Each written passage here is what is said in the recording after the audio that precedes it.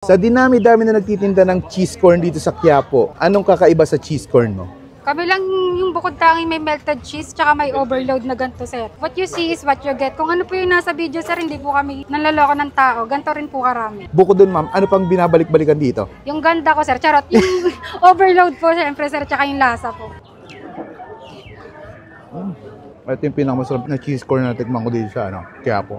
Hello, ma'am. Hello po, sir. Anong binibenta niyo po dito, ma'am? Overload cheesy corn, sir. Magkano po ang cheesy corn niyo? Meron po tayong maliit, sir. Gaya nito, 70 po. Yung malaki po nito, 90. Dalawang presyo lang meron kayo, ma'am? Meron din pong 50, 70 yung wala pong cheese sa ibabaw. Ah, okay. Sige, yung overload na lang. Pa-order po ako. Yan na po yun. Opo. Anong nilalagay dyan, ma'am? Grated cheese, sir. Melted cheese, sir. Margarine, cheese powder, tsaka sugar po. Ayun. Anong location niyo po dito, ma'am? Dito lang kami, sir, sa Villalobos Street. Tapat po kami ng Well Manson. Anong oras po kayo nag-open? 12 po ng tanghali. Hanggang gabi, sir. Hanggat may tinda po kami. Okay. Araw-araw kayong open, ma'am? Yes po. Pero may time po na sarado pagka. Patingin na ako. Ito yung 70 pesos. Grabe, daming cheese, ano? Kailan pa po kayo nagsimula ng ano? 1 month pa lang to, sir, eh. Pero matagal na po kami nagtitinda ng mais dito kaso hilaw. Okay. Kung nakakailang ano kayo, ma'am? Mais kayo Hindi maghapon. na nabibilang, sir. Pero tansya mo mga ilan? Di na po talaga sobrang Hindi salang mabibilang. po.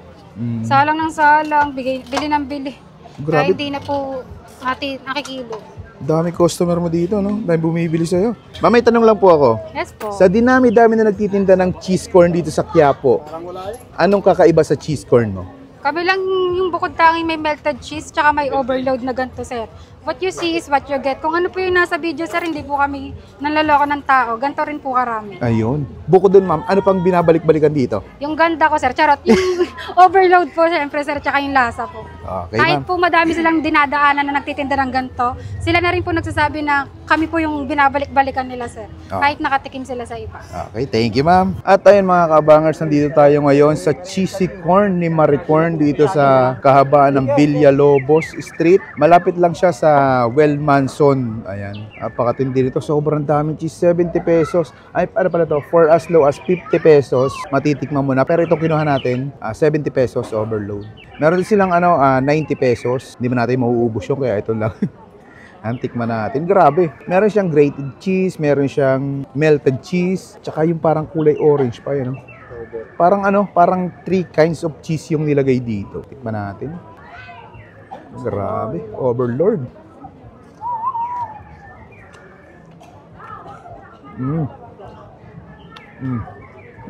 Sarap.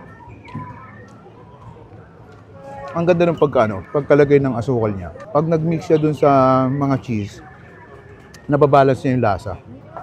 Sarap. Grabe. Kahit sobrang dami niyang cheese, hindi siya hindi maalat. Saktong-sakto lang yung lasa. Haluin natin.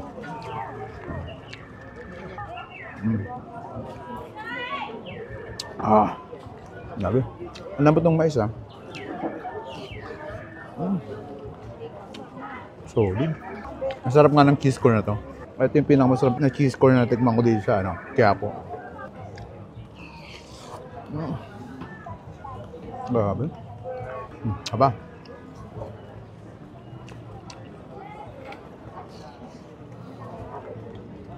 Bisitahin na itong cheese corn ni Maricorn dito sa Villalobos Street. Halos katapat ng Well Manson. Napaka-solid dito mga lods. Paano? Busin ko muna to.